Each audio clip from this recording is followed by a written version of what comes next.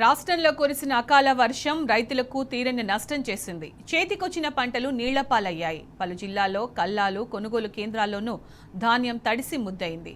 వడగళ్ల వానతో మామిడి నేల రాలింది. వర్షం నుంచి పంటలను కాపాడుకోలేక రైతులు ఆగమయ్యారు. ఆపన్న హస్తం కోసం ఎదురుచూస్తున్నారు.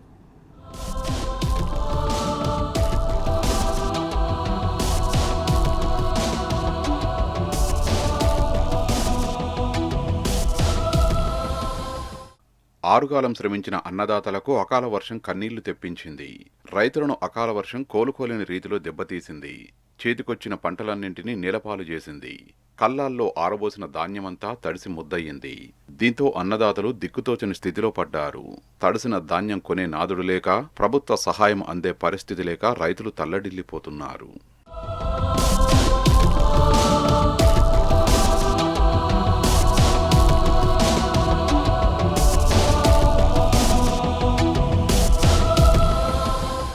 యాదాద్రి జిల్లాలో అకాల వర్షాలు అన్నదాతను నిండా ముంచాయి.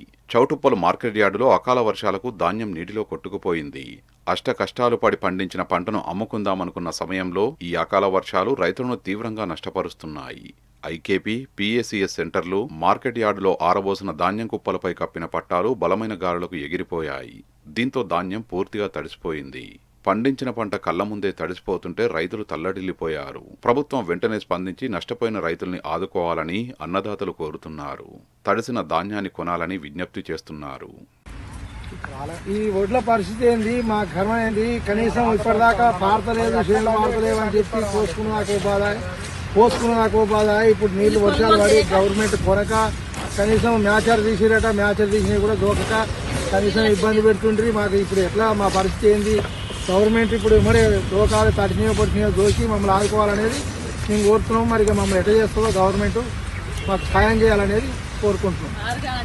సిద్దిపేట, జగిత్యాల జిల్లాల్లోని పలు మండలాల్లో ఈదురుగాళ్లతో కూడిన వర్షం పడింది. మార్కెట్ యార్డులు, ఐకేపీ సెంటర్లలో ఆరబోసిన ధాన్యం మొత్తం తడిసి ముద్దయింది. భారీ ఈదురుగాళ్లు రావడంతో పంట చేన్లన్నీ నేలకొరిగాయి. పంట కొనుగోలు చేయడంలో రేవంత్ సర్కార్ నిర్లక్ష్యం వహిస్తుందని రైతులు మండిపడ్డారు. మామిడి తోటల్లో కాయలన్నీ రాలిపోవడంతో రైతులు ఆందోళన చెందుతున్నారు.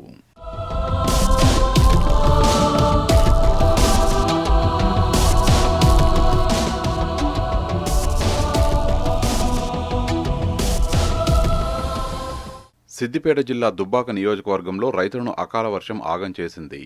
పెద్ద చీకోడు గ్రామంలో ఈదురుగాళ్లతో కూడిన వర్షంతో వరి చేన్లన్నీ నేలవాలాయి. ఐకేపీ సెంటర్లకు తరలించిన ధాన్యమంతా తడిసి ముద్దయింది. గాలి తీవ్రతకు మామిడికాయలన్నీ నేలరాలాయి. దీంతో రైతులంతా దిక్కుతోచని స్థితిలో పడ్డారు. కాంగ్రెస్ ప్రభుత్వం తీరుతో ధాన్యం సకాలంలో కాంటా కాక అకాల వర్షాలకు తడిసి నష్టపోతున్నామని ఆవేదన వ్యక్తం చేశారు. కేసీఆర్ పాలన ఎంతో బాగుండేదని చెబుతున్నారు. నష్టపోయిన రైతులను ప్రభుత్వమే ఆదుకోవాలని డిమాండ్ చేస్తున్నారు. వరి అంతా నష్టపోయింది, మొత్తం పన్నది, మొత్తం కొనుగోలు చేస్తలేరు. కొనుగోలు చేయాలి, వాళ్ళు మొత్తం నష్టమైనవి. ఏదన్నా ఆదుకోవాలి గవర్నమెంట్. ఇప్పుడు గిట్ట చెట్లు నష్టపోయినాయి, చెట్లకు కూడా ఏమిస్తాడో ఏం చెయ్యడో. ఇప్పుడు 5 లక్షలు పెట్టి పట్టిండు, మొత్తం చెట్ల కాయలు పోయినాయి, అన్నీ పోయినాయి.